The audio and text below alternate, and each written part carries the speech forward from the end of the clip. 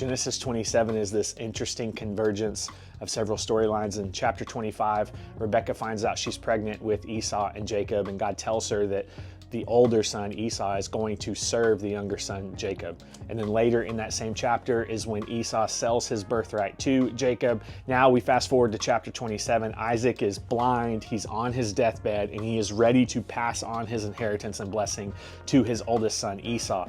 Now you have to imagine that Isaac knows that God had revealed himself to Rebekah and told her that Jacob was the one who was going to prosper. And you have to imagine that he knows that Esau agreed to sell his birthright to his younger brother. And yet Isaac is kind of subverting all of that and saying, no, this is what I want. I want to bless Esau. And so he sets up this scenario for blessing.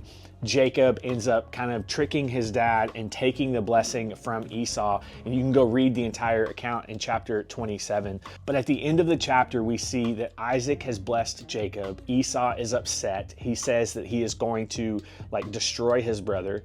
And Rebekah hears about it. And she now is fearful because she doesn't want Esau to kill Jacob. And so she says this in verse 43, "Listen carefully, my son, get ready and flee to my brother Laban in Haran.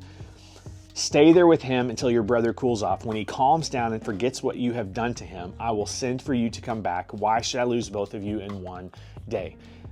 This is kind of this culmination of this story. And because Rebekah and Jacob didn't trust that God would do what he said, this is a repeating pattern we see so much in Genesis. They didn't trust God would do what he said. They tried to take things into their own hands. And the result of that is, yes, Jacob got the blessing, and God does incredible things through Jacob's life that we will see in subsequent chapters.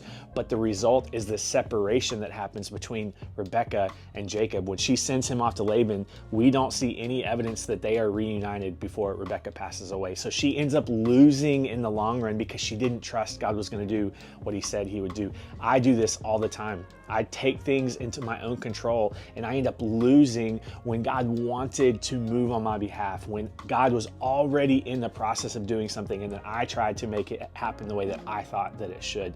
Man, what can you do today to submit to where God is already moving rather than trying to take control of your own situation?